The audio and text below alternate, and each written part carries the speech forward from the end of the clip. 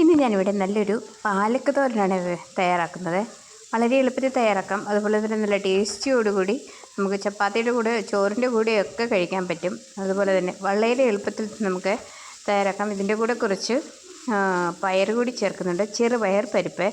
അപ്പം അതുകൂടി ചേർക്കുമ്പോൾ നല്ല ടേസ്റ്റോടെ തന്നെ നമുക്ക് കഴിക്കാൻ പറ്റും. ഇനി ഇതെങ്ങനെയാണ് തയ്യാറാക്കുന്നത് നോക്കാം. കുട്ടികൾക്ക് തീർച്ചയായിട്ടും ഇഷ്ടപ്പെടും. കുട്ടികൾക്ക് ഇതുപോലെ തയ്യാറാക്കി കൊടുത്താൽ, നമ്മൾ പാലക്ക് തന്നെ വെച്ച് കൊടുക്കുമ്പോൾ അവർ കഴിക്കത്തില്ലല്ലോ. അപ്പോൾ ഇതുപോലെ തയ്യാറാക്കി നോക്കുക. അപ്പോൾ എങ്ങനെയാണ് തയ്യാറാക്കി നോക്കാം. ഞാനിവിടെ പാലക്ക് ഒന്ന് വൃത്തിയാക്കിയെടുക്കാം. ആദ്യം ഇതിൻ്റെ തണ്ട് നമുക്ക് വേണ്ട ഇല മാത്രം മതി. എളുപ്പം തണ്ടാണെങ്കിൽ കുഴപ്പമില്ല. അങ്ങനെ ഇതെല്ലാം കൂടി ഒന്ന് പെറുക്കിയെടുക്കണം. ഇതിനകത്ത് അധികം അങ്ങനെ പുഴു വരത്തില്ല. പാലക്കിനകത്ത് പുഴു വരാത്തത് കൊണ്ട് നമുക്ക് പെട്ടെന്ന് തന്നെ തയ്യാറാക്കിയെടുക്കാൻ പറ്റും.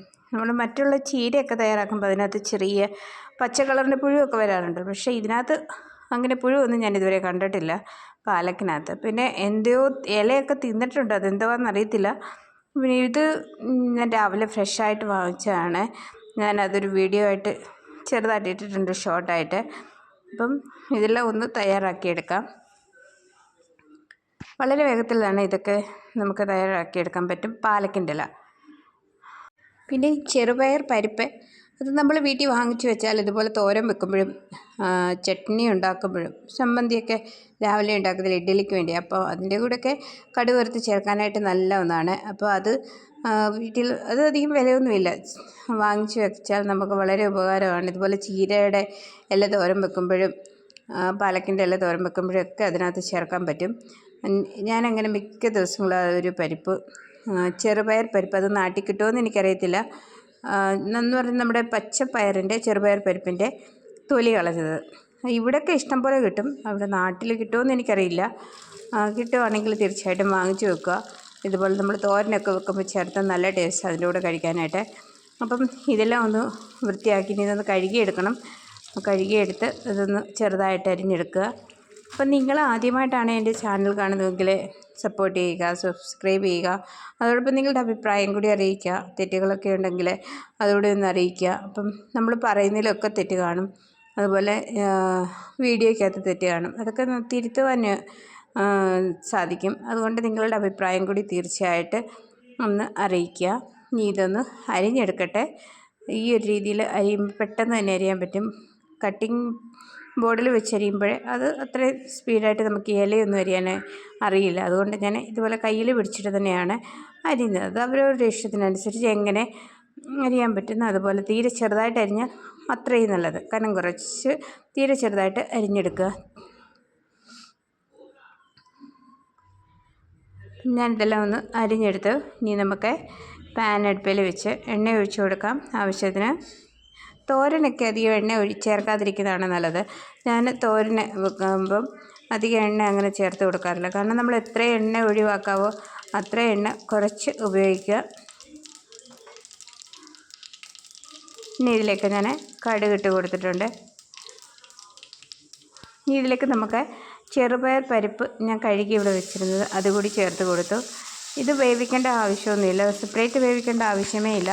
നമുക്കിതുപോലെ എണ്ണയിലിട്ട് ജസ്റ്റ് ഒന്ന് വറുത്തെടുത്താൽ മതി, കരിഞ്ഞു പോകാതെ തന്നെ ചെറുതീയിൽ.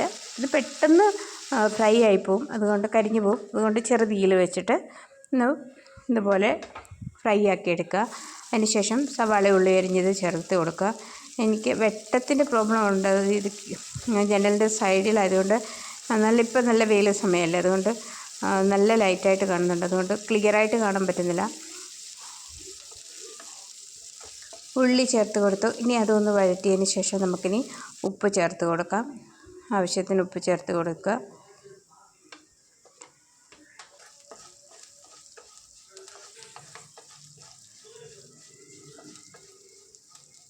ഇനി ഇതിലേക്ക് നമുക്ക് ഉള്ളിയൊക്കെ നല്ലവണ്ണം ഒന്ന് വഴന്ന് കിട്ടി. ഇനി ഇതിലേക്ക് നമുക്ക് പാലക്കിൻ്റെ ഇല അരിഞ്ഞു വെച്ചത് അത് ചേർത്ത് കൊടുക്കാം.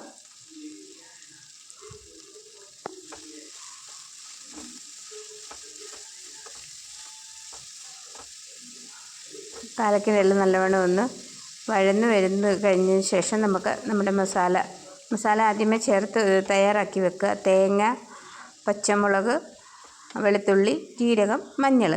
ഇത് തോരന് മിക്കപ്പോഴും ചേർക്കുന്നില്ല, അല്ലാതെ തേങ്ങ തന്നെ ഇട്ട് കൊടുക്കാം.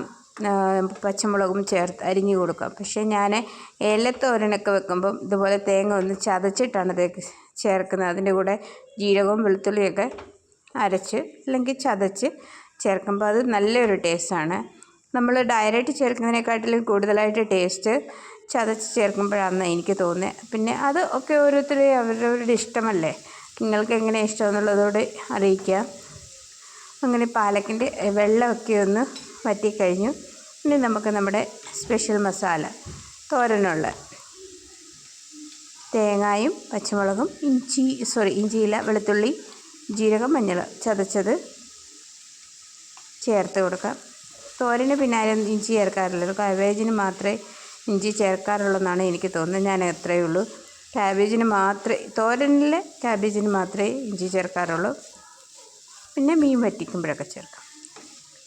അപ്പോൾ ഇതുപോലെ നിങ്ങളൊന്ന് തയ്യാറാക്കി നോക്കുക. നല്ല ടേസ്റ്റോടുകൂടി നമുക്ക് ചൂടോടെ ചപ്പാത്തിയുടെ കൂടെ കഴിക്കാം, അതുപോലെ ചൂട് ചോറിൻ്റെ കൂടെ കഴിക്കാം.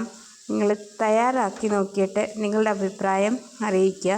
അപ്പോൾ ഇതുപോലെ ചെറിയ ചെറിയ വീഡിയോയും ഇവിടുത്തെ വിശേഷങ്ങളും ഒക്കെ ആയിട്ടാണ് എൻ്റെ ചാനൽ മുമ്പോട്ട് പോകുന്നത്. നിങ്ങൾ തീർച്ചയായും കണ്ടിട്ട് നിങ്ങളുടെ അഭിപ്രായം അറിയിക്കുക. അപ്പം അടുത്ത വീഡിയോയിൽ കാണാം.